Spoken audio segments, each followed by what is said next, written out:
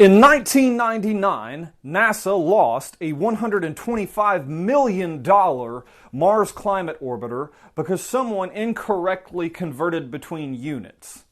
That's right, today we're talking about measurements.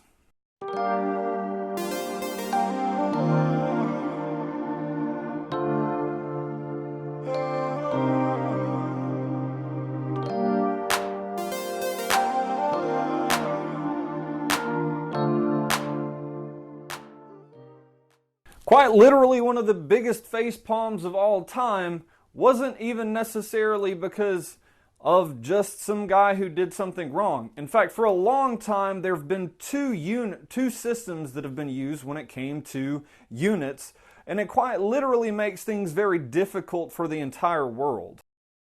In the last video, we talked about qualitative observations and quantitative observations. Qualitative observations being the observations that you can quite literally observe in the world around you. What your senses tell you. Is something changing colors? Is something getting hotter or colder? And quantitative measurements, we said, dealt with numbers, most specifically measurements. Now, when we talk about measurements, there's something that you need to know. And a lot of people can't get this right. There are two key concepts to measurements that you have to get right, or there is no consistency. The first thing is you need a number. Duh. You need a number, and then the second thing that you need is you need a unit. Because if you don't have a unit and all you have is a number, then you don't know what that value represents. It's just a value with no meaning or no context behind it. For instance, if I told you that I wanted you to walk 12 inches, well, that's not a very far walk at all. But let's say I just told you I wanted you to walk 12. Well, there's a big difference in 12 inches and then 12 miles, because you're going to be walking for a very long time. Now, the issue that came up with NASA losing this orbiter is the fact that for a long time there have been two systems of measurement, and it kind of throws everybody off of their equilibrium. First system of measurement is called the English system, and I'll be honest with you, the only people that really use the English system of measurement is the United States of America.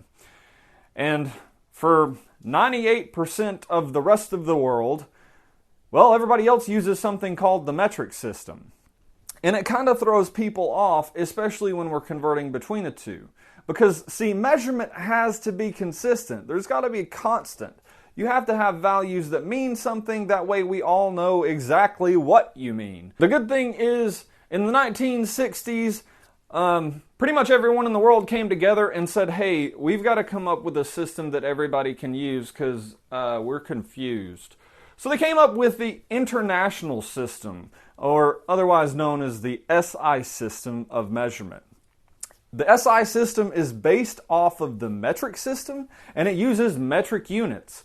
The good thing about the SI system is that converting between units is relatively simple. Now, today, we're only going to talk about a few of the measurements that you need to know, or the measurements that we're going to use pretty much all throughout chemistry or AP chemistry. There are a few other units of measurement, but I'm only going to ask you to memorize the ones that we're going to use a lot. The first unit of measurement that we are going to talk about is mass.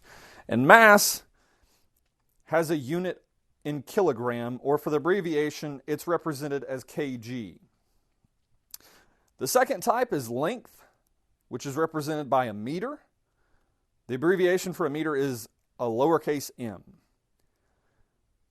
Next we have time.